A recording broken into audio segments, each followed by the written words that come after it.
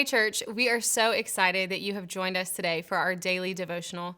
Today we are going to be continuing in our 1-year Bible series, and we are going to be looking at the story of Saul or Paul in Acts. And so it's Acts chapter 9, verses 3 through 6. And it says, "As he was approaching Damascus on this mission, a light from heaven suddenly shone down around him. He fell to the ground and heard a voice saying to him, 'Saul, Saul, why are you persecuting me?' 'Who are you, Lord?' Saul asked, and the voice replied, 'I am Jesus, the one who you are persecuting. Now get up and go into the city, and you will be told what you must do.'" So you see, this story is kind of a crazy story. So Saul is on the way to persecute Christians, and Jesus stops him in his tracks and changes his plans. And I want to talk about a couple things that we see in this scripture. So the first thing that I want to look at is Saul's motives. So you see, Saul's on a mission. He's on his way to persecute Christians. And naturally, at least for me, I assume that he has nothing to do with God. He's not religious in any way. That's why he's going to persecute Christians. But the reality is that he thought that he was doing this for God. So Saul was very religious, and he thought that things needed to be done a certain way. And because the Christians were not following that, he thought that what would be pleasing to God was to make them stop. And something we have to be careful about is what our motives are when we are doing something. If we go into something and our motives are, religious, or we get so caught up in a routine or rules, we can completely miss God's heart in this. God's heart wasn't for Saul to persecute Christians, but Saul thought, because of his motives and his religious thoughts, that was what would please God. So we have to be careful, that when we do things, that what we're doing is pleasing to God.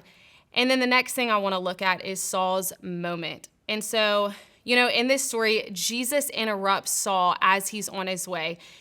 He's literally surrounded by a bright light. He stops him so clearly, and, he speaks to him and he says, "Saul, why are you persecuting me?"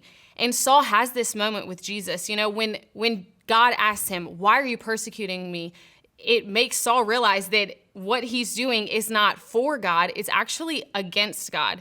And because of this moment that he had with Jesus, Saul was able to understand that what the truth was, and that changed his life. So Saul then goes on to do incredible things for the church. Instead of using his passion to persecute the church, he uses it to build up the church. And I think it's easy to look at this story and to be like, I would never be like Saul. You're like, I wouldn't persecute Christians. I'm watching a Devo right now. It's easy to look at it at that extreme. But, if we're not careful, we can get so caught up in our routines and our religious ways that we miss God's heart in things. And I had a wake-up call about this recently. I was listening to a podcast, and they were talking about how sometimes when church becomes such a routine, we'll come in and we'll listen to worship, and we'll be like, that song was too fast. That was a new song. And you're like, I don't even like that song, so you don't worship.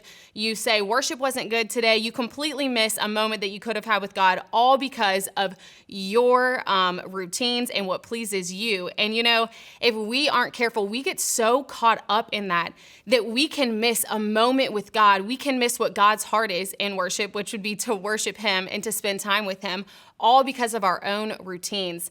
And so I want to encourage you today to ask God if there's any rules or routines or anything that you're caught up on that you need to let go of.